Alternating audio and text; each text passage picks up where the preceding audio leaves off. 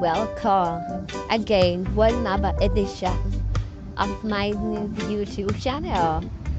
Thanks for all my subscribers, thanks for all the likes, thanks for all the comments.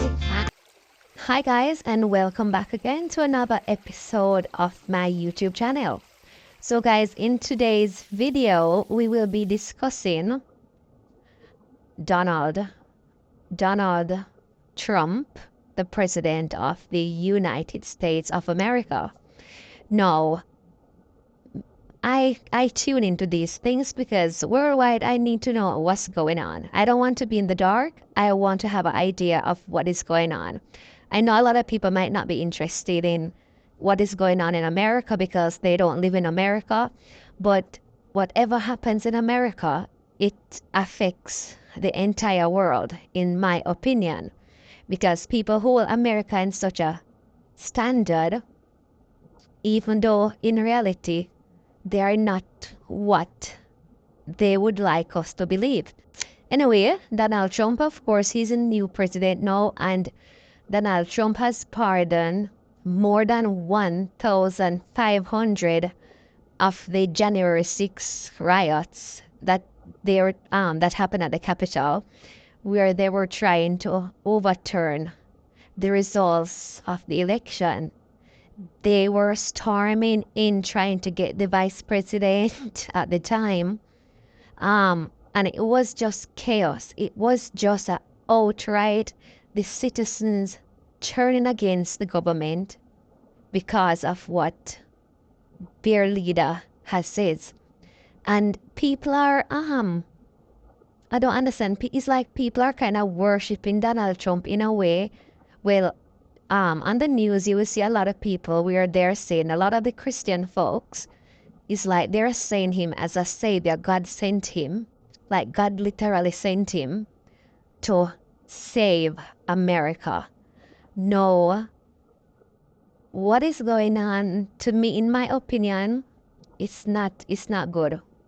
Although he might have some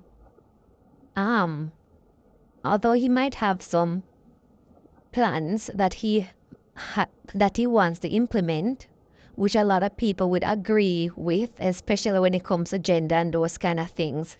But I think on a whole, the policies that he wants to introduce is like a system where it's not a democratic system, where whatever he says goes. Because what is he saying to the citizens of people that were killed in that riot, police officers, and he has freed all those people?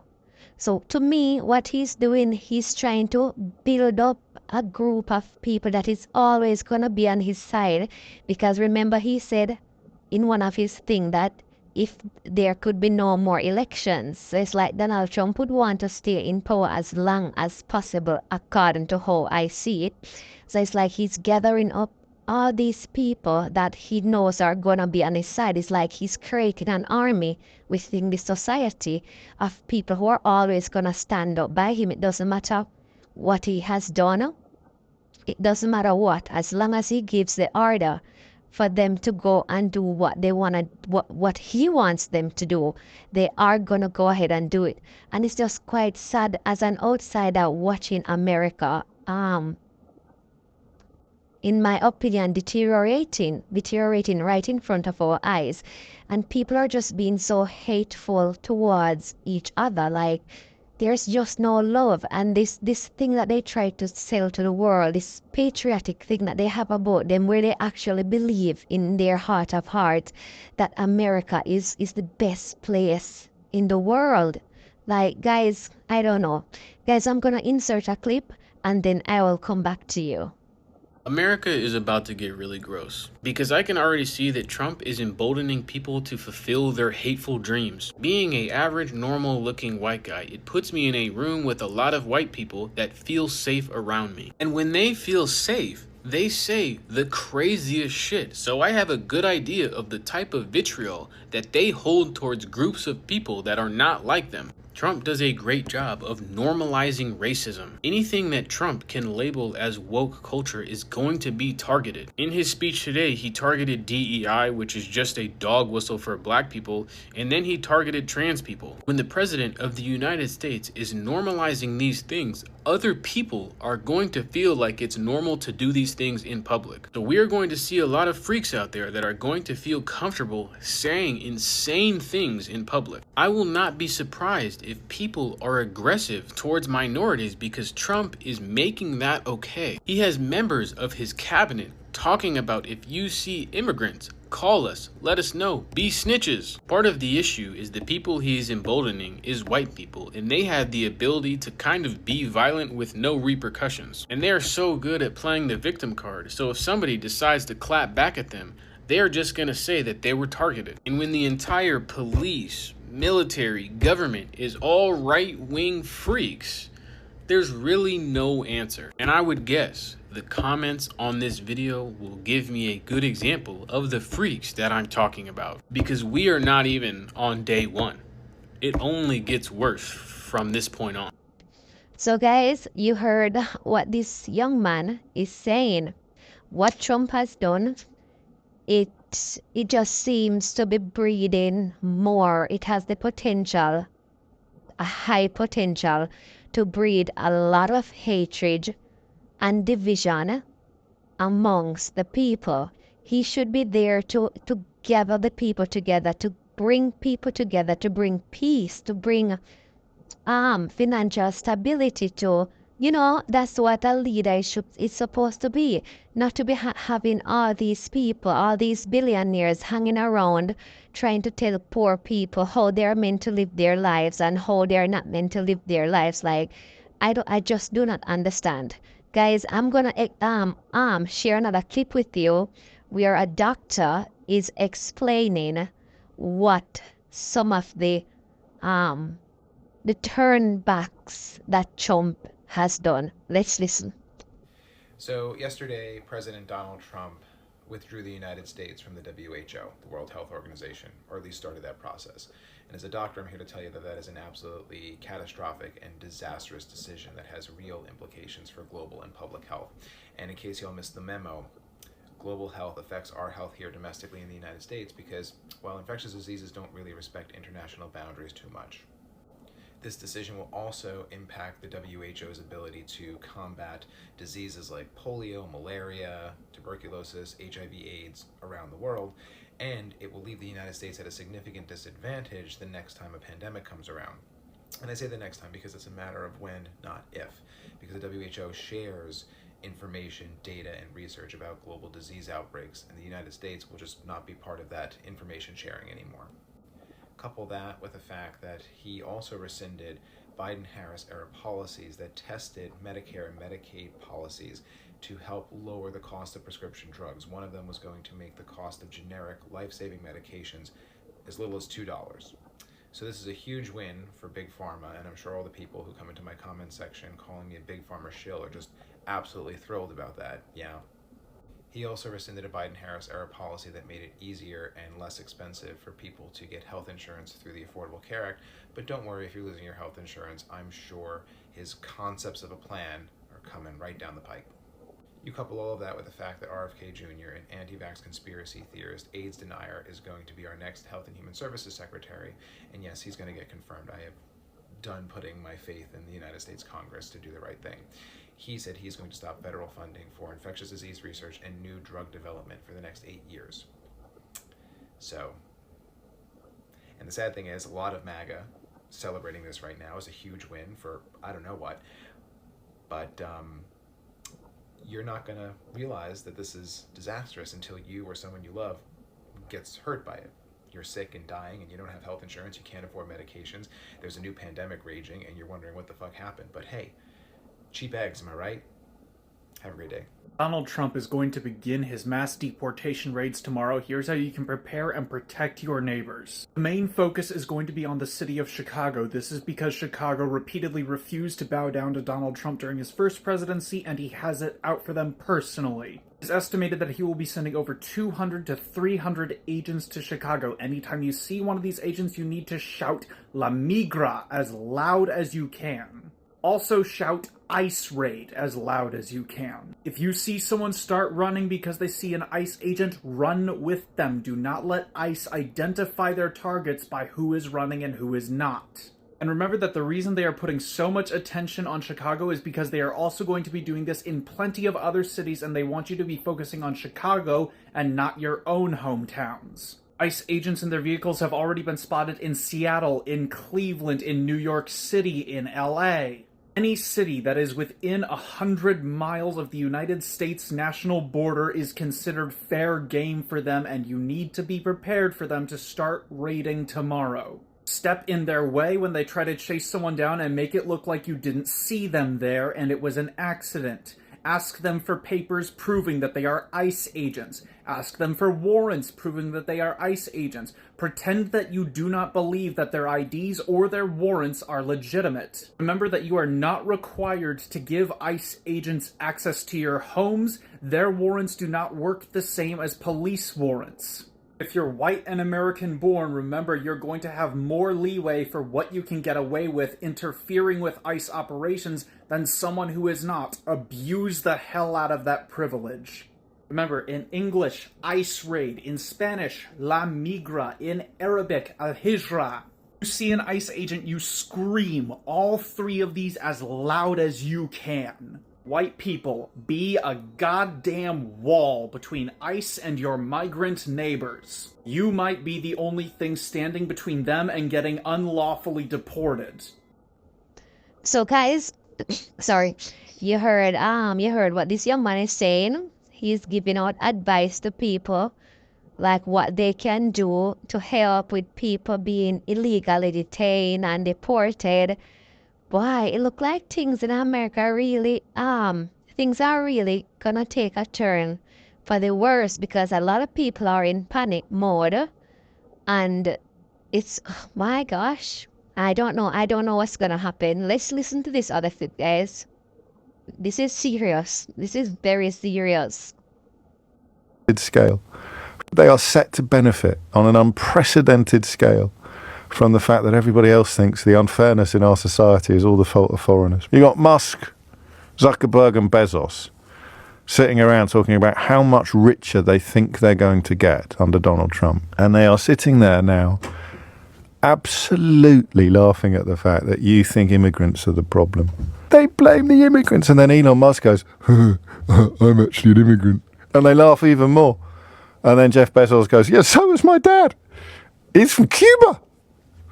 And they laugh even more. They are set to benefit. So guys, this presenter couldn't have said it better, because you have this was what I was alluding in the first bit of the video, where I say you have a lot of rich, very, very rich white folks telling some poor white folks that those other people are the problem, and for some reason these poor people believe these rich people. Like, I don't understand, like, why can't they see that's the problem? The problem is within the billionaires and the multi-trillionaires or whatever, because some of them probably close to being trillionaires. It's like they have enough money for everybody in the world to live a peaceful, happy existence, but that's not what they want. That is not what they need. So James hit the nail on the head when he's saying in his description of the situation. Let's get into the other video. According to Donald Trump, we're just supposed to forget all about the 50,000 plus more Caribbean West Indian workers that went to Panama at the beginning of the last century to build the Panama Canal. And not only did these people go there in their droves to build the Panama Canal, but a whole heap of them dead out there while they was doing it. Because West Indian Caribbean workers represent the majority of the people that died building that Panama Canal. We're talking 80% of the workers that was working on the Panama Canal that died came from the Caribbean, came from the West Indies. So we're talking a huge sacrifice that was given with regard to men, the leaders of our communities, the leaders of our society. They gave their life to build the Panama Canal. If you just think about that, even in numbers, in Barbados, we're looking at around 25,000 people left Barbados to build the Panama Canal. How many of them dead? If you're thinking about Jamaica, almost 15,000 men left Jamaica to go to Panama to build the Panama Canal. How many of them dead? Trinidad, we're looking at about 5,000. Martinique, Guadeloupe, about 6,000-7,000, and all of the other islands, we're talking thousands and thousands. And these are the only documented numbers, by the way.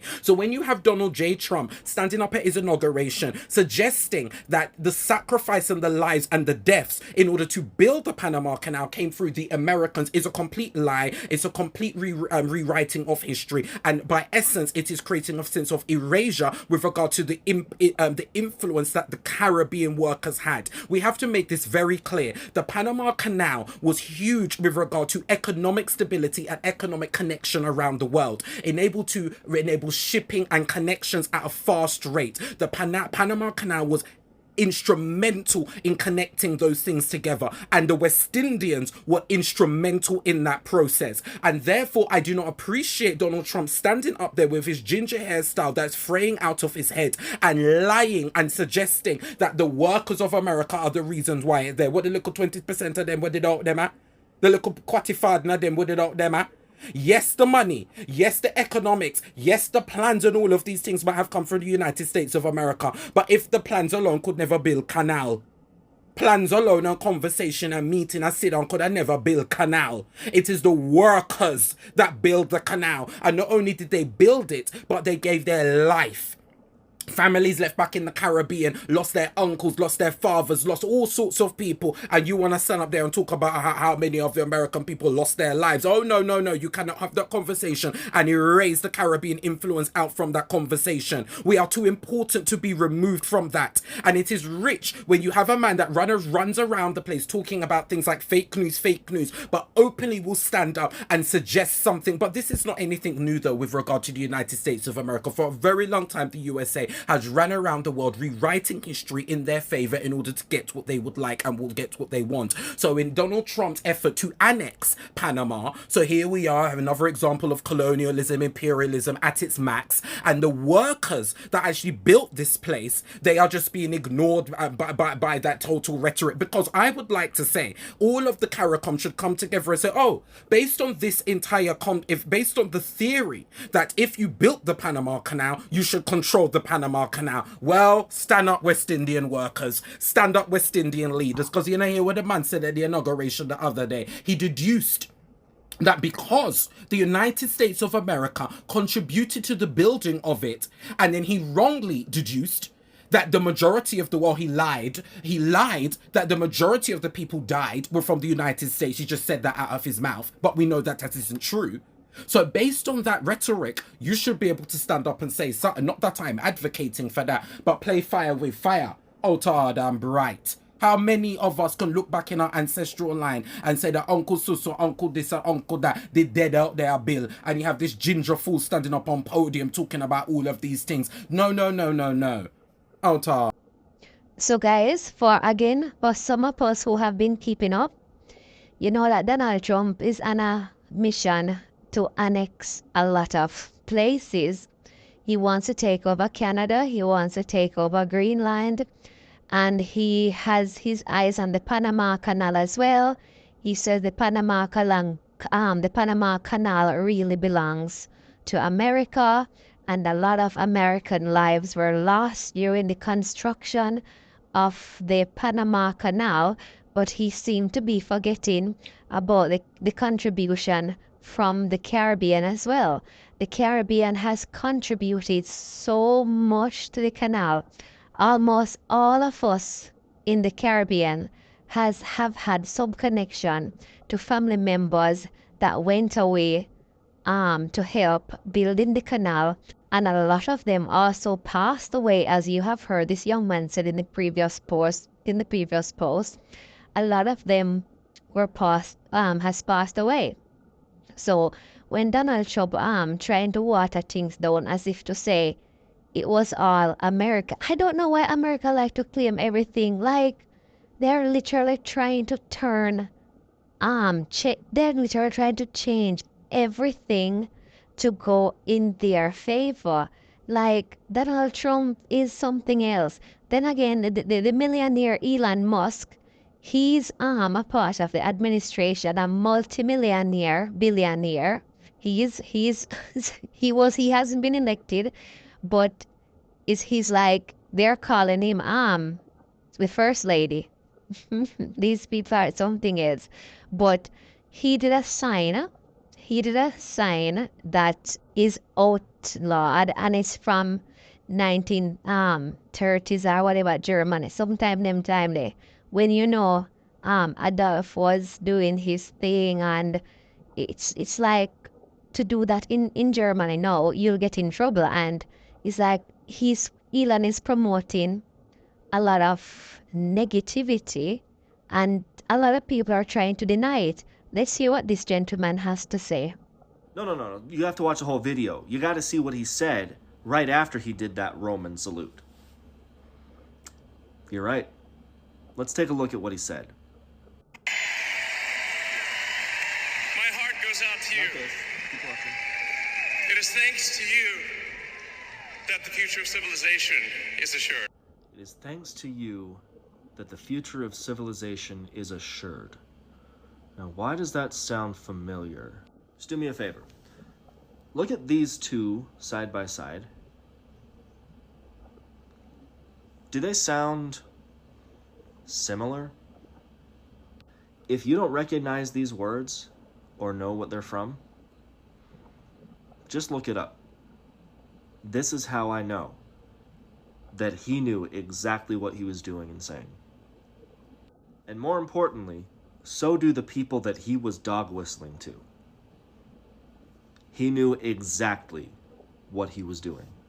Okay, so I'm going to try to make this video as quick as possible because I know that everybody has really bad short attention spans thanks to TikToks and other apps. So if you don't listen to any video that I have posted, please listen to this one, okay? So couple years back, probably 2-3 years ago, Kanye makes a couple of comments. I don't remember the comments, but he makes a couple of comments regarding the Jewish community.